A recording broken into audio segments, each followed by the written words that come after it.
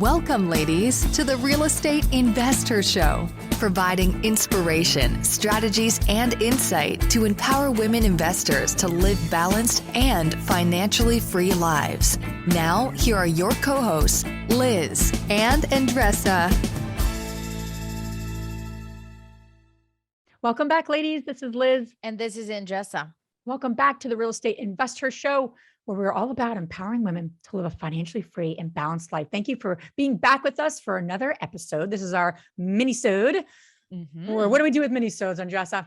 Well, when you're, either taking the kids to school, going grocery, or taking yourself to the gym or to a spa or whatever, you're going to see a property. This is where you can get your knowledge of the day. 10 minutes. We pour into you something that is working for us that we want to share with you. Awesome. So today I'm going to talk about how can you evaluate a general contractor's estimate. There's many ways to do that. And I'm just going to give you 5 quick tips for that. All right, Liz. So one of the things that it's kind of tricky, right? When you receive an estimate from a contractor or 3 estimates, how do you compare them? What do you need to look for? Go with the lowest price, Andresa. Isn't that isn't that what you told me? Just go with the lowest price, cheapest deal. You know what? You don't see I don't know if you can see my screen, but that's my first item in my experience. I'm totally joking.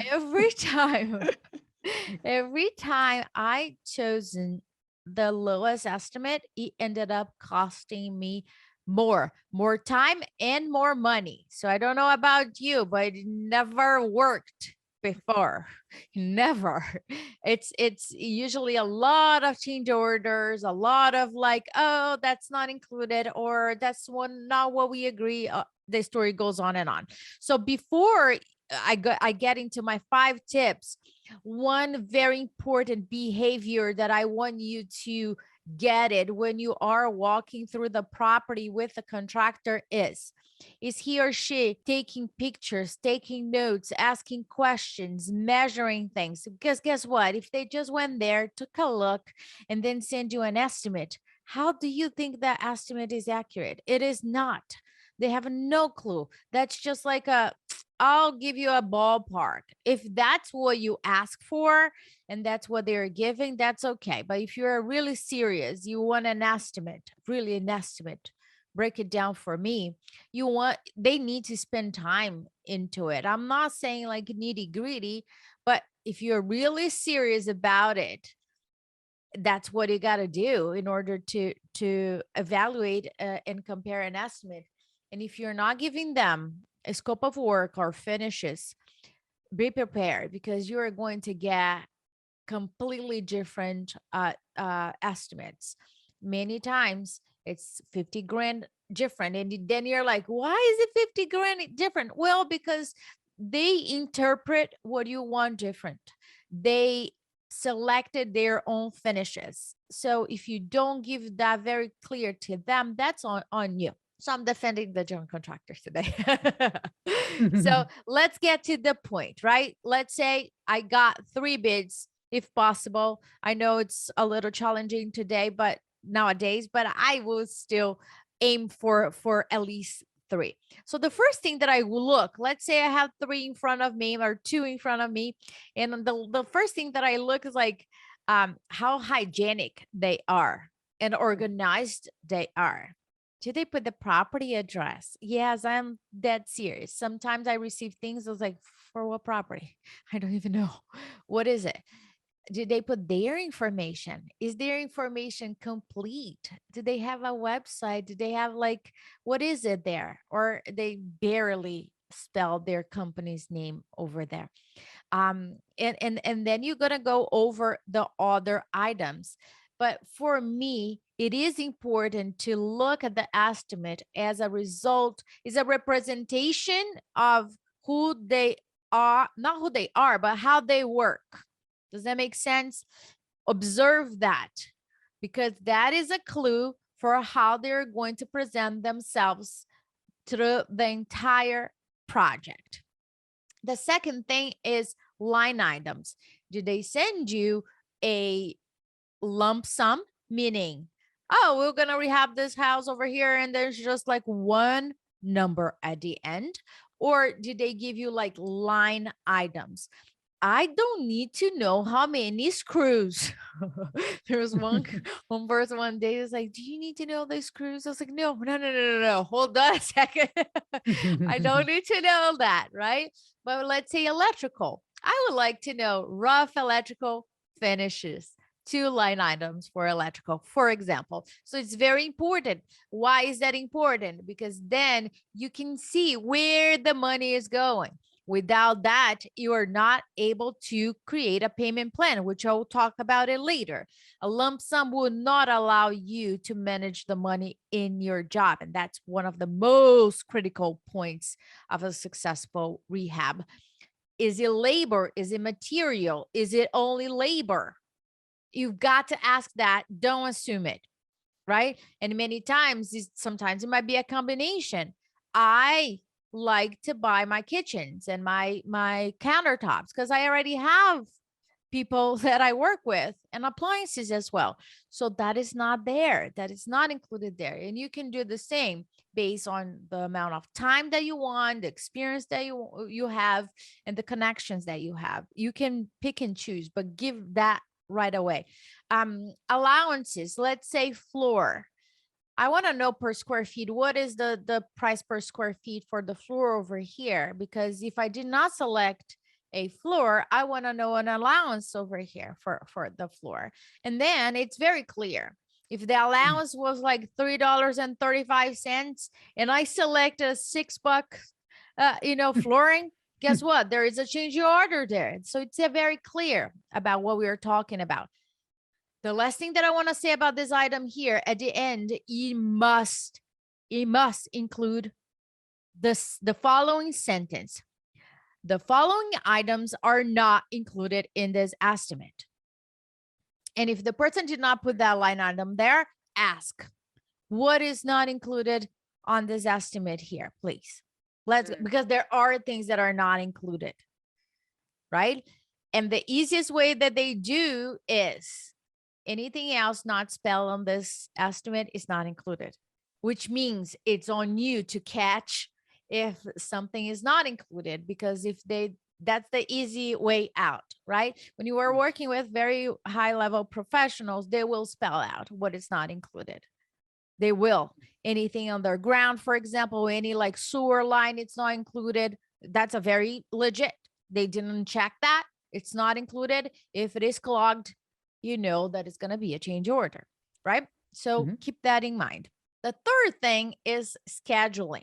Yeah, like when are you planning to start? And this sounds so basic and silly, Liz, but it's not. You know how many times the general contractors don't even put what is the start date? They don't.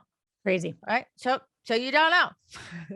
So you write a check to them for the deposit, and then you pray that they get started. So when they're gonna get started, what the estimated time frame, right? What are the items that are not included? If it snows, if there's a hurricane, whatever, that's not included. That those are nature. What is it called?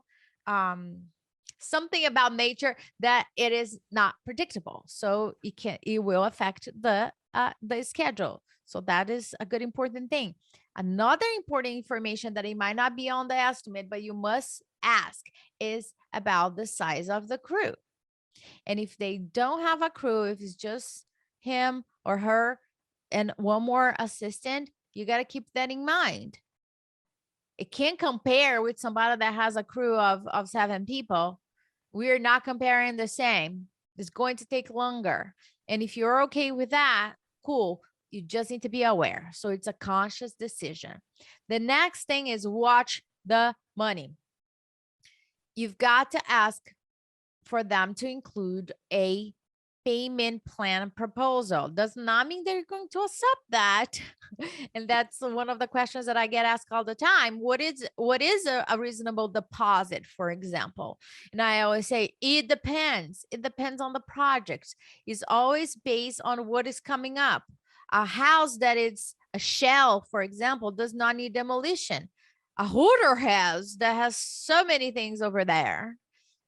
It needs a lot more. So it will be a completely different deposit on those two. The length of the project.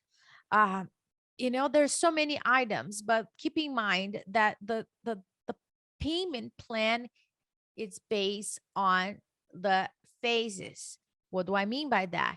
All the line items that I mentioned a little bit before, you're going to divide that in phases, right? Is the cycle of building a house or rehabbing a house, follow that. Usually I have 5, and it's very, very clear. No matter if I am doing cash or a financing or hard money lender or whatever financing I am, it's always the same rule. GC will get paid once 100% of that phase is completed. And it's completed meaning delivered and installed. Windows delivered and installed. It needs to be installed to be considered 100%. Does not mean that the payment plan is not flexible. You can flow things around. Oh, concrete on this phase over here, we couldn't do it because of the temperature. Move it to the next phase. So it's flexible. So, but you know what the line items are. So there's no like, oh, I need this like heads up for X, Y, and Z. Wait a minute. What's going on over here? When your general contractor is asking for money to start another phase, that's a red flag to me, because they don't know how to run a business. Nobody's funding my business right now. It's like buying a painting, and you want to buy a frame, and then the painter says, okay, can you buy the frame? Can you buy the paint? I was like, wait a minute, what's going on here? So keep that in mind, okay? And the last thing that I would say, it's one of the most important things, is integrity, which means what they said is what they did. Does what they are saying matches their actions? Is very simple. Did they show up on time? Did they send you the estimate when they were supposed to? Do I need to keep reminding the person about sending this estimate? Because guess what? This is just a quick snapshot of what about to happen in your entire project. I don't take that lightly whatsoever. And it's a combination. When I choose a contractor to work with, and vice versa, because they also choose me, right? So we both need to choose. I don't have this power like, oh, let me pick you. No, it's just a good match. It's a combination of all those items that I share with you today, and also my gut. And my gut, Jesus, is just like there. So I don't want you ladies listening to ignore that. If something is off, it's because it is. And you have this beautiful radar that can capture that. So don't ignore that. I love it. Such a great advice, because we often think we're born knowing how to do this, or we should know how to do this, right? But it's really, I'm sure those 5 things came up for you, Andresa, as you've learned, and you've done so many projects. So you learn by experience. So take that advice. Don't make the same mistakes. Set yourself up for success. So do everything that Andresa just said. Oh gosh. No, those are all things that I didn't do it. And I don't want you guys to make the same mistakes that I've made. So if I can share something with you, and you can take one item here and it will change it. And I will love to hear if you did apply it and it worked out. Post it on a Facebook group. I would love to hear that. I hope you enjoyed this episode. I'll see you guys soon. Bye. If you enjoyed this podcast and want to receive updates on our next interviews, go to our website, therealestateinvestor.com. There, you can subscribe to our show, become part of our investor community, and get updates on upcoming episodes. If you like our show, please share it with other women who would benefit. And don't forget to leave us a rating on iTunes. We'd really appreciate it. And as always, we encourage you to take one action as a result of today's show and put it into motion so you can live both a financially free and balanced life. Thanks for spending time with us.